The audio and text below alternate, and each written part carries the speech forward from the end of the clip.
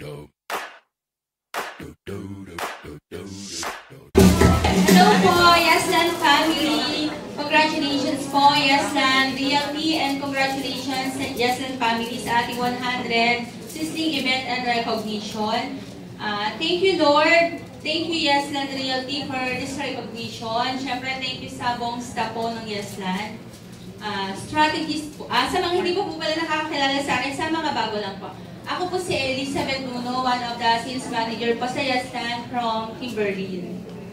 Strategies, ginagawa na po natin lahat to, pero strategies na ginagawa po ng aking group, attend lang po tayo ng training na ibinibigay ni Yesland, lalo na free naman po ito. Wala po tayong gagastusin. Kahit na naka-attend na po tayo ng isa, dalawa, hanggang 10 beses, attend pa rin po tayo ng attend. Continuous learning po. Attend tayo ng PKS po kasi doon po matututo tayo at magiging equipped tayo sa mga project na i-present natin sa mga client. And then, huwag po natin kakalimutan palaging mag-attend ng PKS sa mga nawawalan ng pag-asa, sa mga parang minsan nalulungkot, ganyan. Attend tayo ng PKS kasi sa PKS, hindi lang tayo basta a-attend, marami tayong matututunan, lalo na sa ating mga top sellers. Marami tayong tips na makukuha na pwede natin i-apply para maging top sellers din tayo kagaya nila. Siyempre sa aking small team, sa aking Dreamers team, medyo kulang po kami ngayon. Medyo may sakit po yung iba. Pero get well soon kay Sis Myla, kay Sis Julie kasi hindi po siya naka-attend ngayon. Si Sis Janine lang. Tapos siyempre shoutout sa aking big team, ang Kimberly. Thank you, Yesland family. Nagre-review siya eh.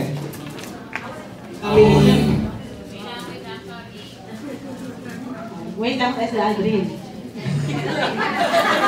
Happy 100 Sizzling Day, Yesland family. Pasensya na po at hindi ako makakapunta physically dahil kami po ay naghahanda at nagre-review para sa darating na board exam. Pag-pray niyo po kami.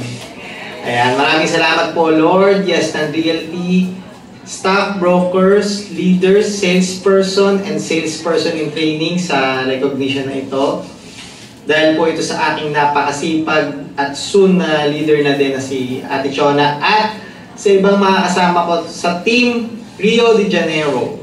Congratulations sa inyo po talaga ang recognition na ito. Share ko lang po kung paano nagawa ng aking team at palagay ko isa ito sa importante na gawin nating mga sellers. Ang after-sales relationship. Ito yung after mag-reserve, pagkatapos na makalipat, ma-turnover, tuloy-tuloy pa din yung service and updates natin sa client. Maintain communication kung may birthday or kung may occasion man, updates sa area or may mga bagong projects dahil posibleng mag-reinvest ang client mo or mag-refer pa ang client na, di ba? Mag-refer pa ng iba. At syempre, dyan natin makukuha ang repeat buyer and referral. And more sales, di ba? Yun lamang po. Maraming salamat!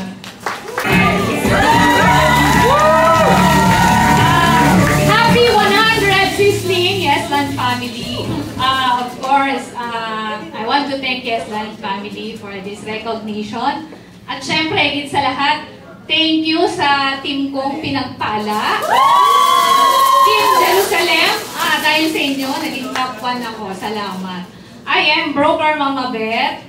Karamihan na tawag sa akin ay Mama Beth lang, okay lang. From Team Jerusalem. So, sino-sino po dito ang mga leaders? Pakitaas lang po ang kamay. Leaders. Okay, marami tayo, no? Tayo naman ay magiging leaders din lahat later on. Okay? So, sino yung mga leaders na walang benta last month? Pakitaas. Yung walang benta last month. Okay, huwag kayong mag-alala kasi pareho lang tayo, wala rin akong benta. Okay lang yun. Okay? So, alam nyo, I realize being a leader ay hindi dapat kailangan ikaw ang pinakamagaling sa team, tama? In fact, mas maraming magagaling sa atin kahit leader na tayo. And we should have that humility to accept na sa team natin, kahit leader tayo, mas maraming magagaling.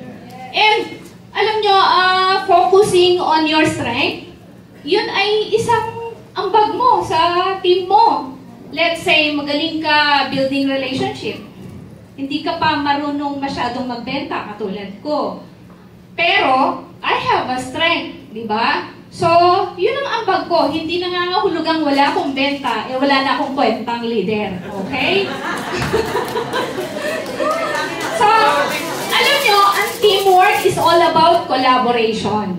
And collaboration of the strengths ng each member of your team, which leads to success. Tama? Yun ang nangyari sa team namin. Kasi sa team namin, hindi naman lahat magaling magbenta. Pero alam ko, soon magiging magagaling silang magbenta kasi we help each other sa team. May magaling sa social media. Tinuturuan kami sa social media.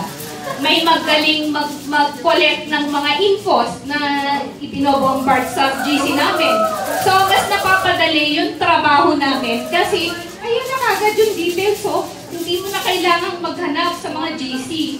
So, what I mean is, kung hindi ka pa magaling magbenta ngayon, meron kang mayaambag sa team mo. So, huwag kang malungkot na, ay, emote ko na, hindi naman ako nakakaambag sa team ko, nakakahiya. Huwag ganun. Kasi lahat tayo ay may kanya-kanyang strength. Tama?